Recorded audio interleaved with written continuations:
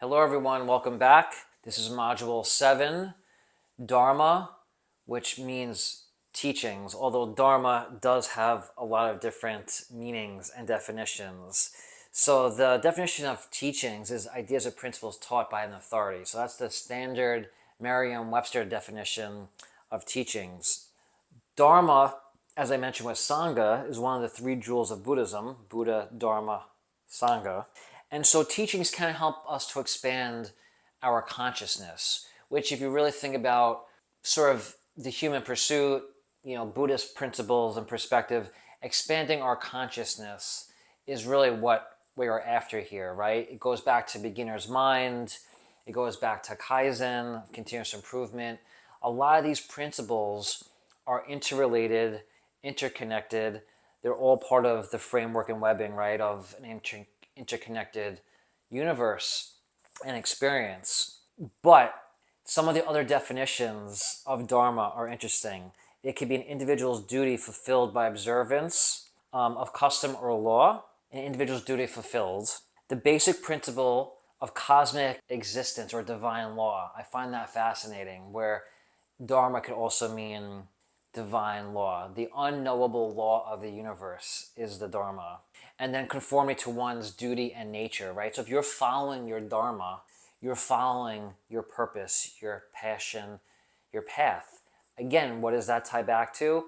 One of our earlier modules, which was Ikigai and purpose, right? So all of these concepts are sort of interchangeable, but these names, these terms, they give it a little bit different meaning, they give it a little different spin, but it does provide the framework for your life, okay? And so another thing I think this provides is that single-pointed focus, right? If you have your Dharma in your mind, you have a clear vision of where you're going. And even if it takes 10 years, 20 years, it's okay. It makes me think of another concept I've recently came across that is sort of the idea that as long as we have a viable purpose, right? We get up every morning with a mission critical thing we're pursuing.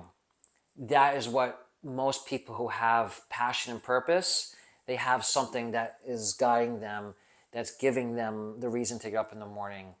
And those of us that are kind of just aimlessly walking through our life and our career are less likely to have that structure, that passion, that pursuit, because we're sort of just sleepwalking, if you will, right? So the idea, instead of sleepwalking, is to walk in meditation, like Kinhin earlier. Walk with purpose, walk with passion, have an idea of, the direction that you want to go in. And Dharma and teachings can do that. This also ties back to just, the idea of, again, Kaizen, continuous improvement, and the idea of studying, right? A lot of times as adults, we get a little bit disenchanted by school and learning because a lot of us maybe didn't have the greatest experience in school with getting grades and the way teachers would talk to us. So there is sometimes a little bit of an aversion to learning and growing as we get older. But if we could maintain this sort of idea that studying, teaching, learning is going to benefit our greater purpose and our Dharma, then it gives us good reason to continue our pursuit of study. And so for me personally, I think I have an interesting sort of framework and case study of me actually doing this in my own life. And I obviously want to pursue that in this class and help my students and yourselves to learn this. So I was able to tie some threads in my own life. I started off playing sports, soccer and lacrosse. Lacrosse became my main sport. That led directly to coaching, right? So I studied sort of athletics, and then I was able to teach athletics. I then pursued business, and that led to entrepreneurship.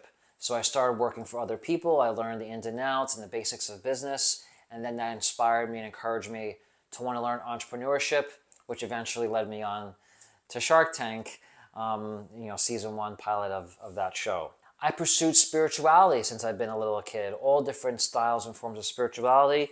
That led me to Zen, and I pursued academics, and that has led me now to teaching.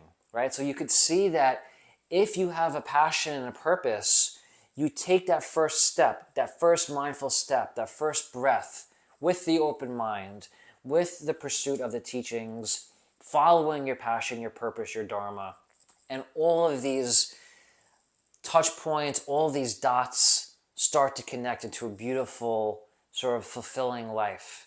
Okay, so again, that is the purpose of this course, right? This is the value that I'm trying to bring, is that the stress, the anxiety, the depression, the sadness, a lot of times that comes when there's not a clear direction, right? There's fogginess, there is discontent, there's unhappiness. Why does that exist? If we could dig a layer deeper, it's because there's a lack of focus, a lack of attention, a lack of purpose. And so by finding your Dharma, by embracing the teachings of those that have come before us, we can really get on the right path. And so problems with those who don't pursue further study and teachings even into adulthood is intellectual stagnation, limited personal development, decreased confidence, limited opportunities, limited awareness, and a narrow-mindedness, right? And so you get a little bit of tunnel vision. Instead of expanded your mind and consciousness, you're very narrow in what you see in the world. Those that benefit from teachings and study have greater knowledge, growth, expansion, personal development, adaptability. They advance further in their careers. They have better critical thinking and problem-solving skills, greater awareness, improved cognition, and increased confidence. So I know it's easy for me to read off of a list and to say, oh yeah, it all sounds all well and good, but how do I actually implement and execute it? It starts with the mindset, right? The name of this class, right? The Zen mindset immersion. We're immersing ourselves in a mindset of all these principles that we've discussed throughout. So there's no rush. There's no necessarily end goal. This is continuous circular-like improvements, okay? One step at a time. Once again, thanks you for joining. We'll see you in the next module.